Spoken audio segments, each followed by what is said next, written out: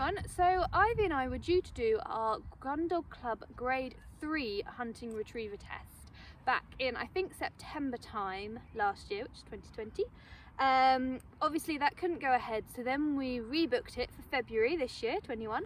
And again, it's not going to be able to go ahead because of COVID, but I thought, like I have with the previous grades that we've done, I'd do a video of us practicing the exercises that we need to do for the assessment, just to give you a bit of insight into what it looks like, and it will help us measure kind of where we're at with those exercises and how we're going to get on. So, are you ready? Let's give it a go. Come on. Good, yeah. Good, yes? The grade 3 for the hunting retriever tests are split into two sections for the Gundog Club. So you have a general obedience section and then you have field skills. So we start out with the obedience section in this session, and that starts out with some heel work. So for grade 3, you are required to walk your dog off lead for 20 yards. Now I've realised looking back at this that I did 30 yards, but she did really well. She kept a nice position there. I didn't need to remind her at all to get back in position. She kept checking in with me, so I was really happy with that. And with the hunting retriever test, they specify that Spaniel heel work is not expected to be extremely precise, but that they must be clearly under control, not forging ahead of the handler.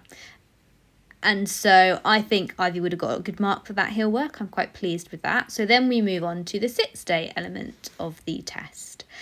So this is where you are required to ask your dog to sit after you've completed the heel work exercise, and then you are supposed to leave them in position, walk away 20 yards, not the 30 that I've done, and then wait there for 2 minutes, and then you return to your dog after the 2 minutes is up. And what they're looking for here is that the dog responds to the sit cue promptly, and that they remain in position during the stay. If they creep forward, then you would lose points, and if they stand up, you would also lose points in this one.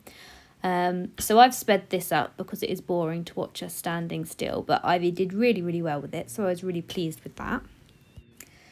And it's worth noting that the Gundog Club split their field tests into 3 different categories. So you've got the retriever, you've got hunting retriever, which is your more spaniel group, which is what we're doing, and you've got HPR.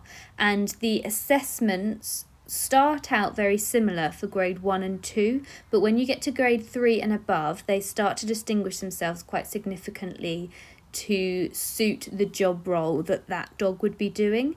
So if you have got a retriever or a HPR and you're looking to do grade 3, the assessment will be different to the activities that we're doing here today. But then we finish off the obedience section with heeling the dog back, and then whilst you're heeling, a dummy is thrown and your dog needs to remain in position. So whilst training on my own in lockdown, I've thrown the dummy myself, but she remained in position nicely.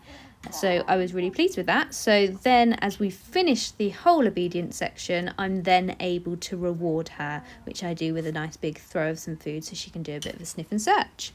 So then we moved on to the field skills section of the assessment, and I have to apologise because the filming of this is awful, and I am going to go with one of your recommendations of getting some form of GoPro so that I can film these sessions a little bit better.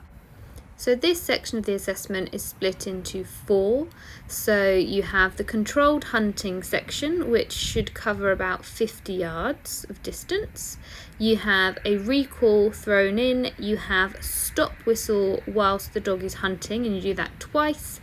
And then you have 2 retrieves during the hunting exercise, and then a final retrieve over an obstacle to finish.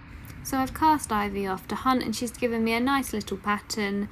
Her head's a bit high, but that's because there's no game about, so it's not a true hunt. But we then blow the stop whistle and she stops. Then once she's stopped as part of the assessment, shot will be sound, and then a dummy will be thrown, and the dog has to remain steady to that.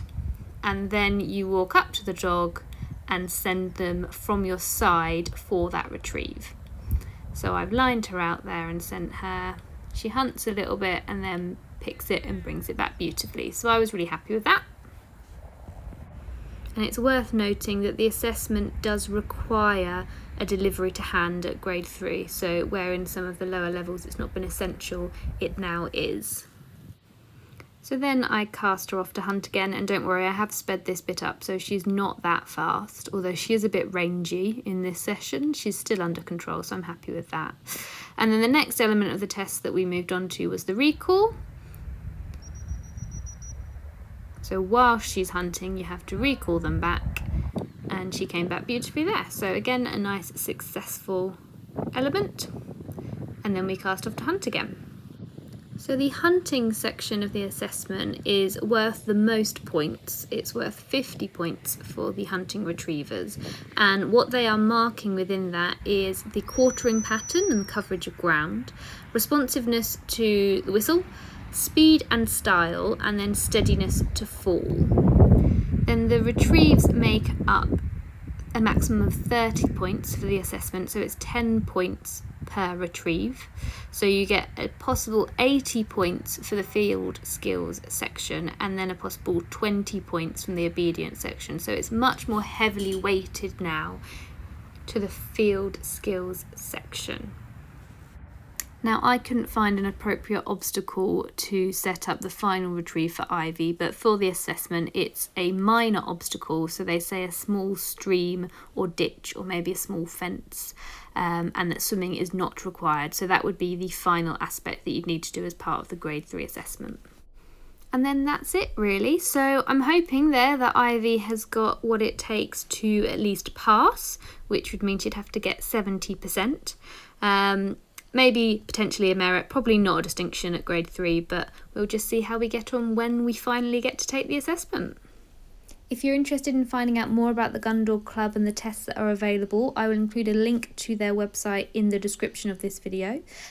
And as always, if you have any tips, any advice or any questions, please feel free to pop them in the comments below.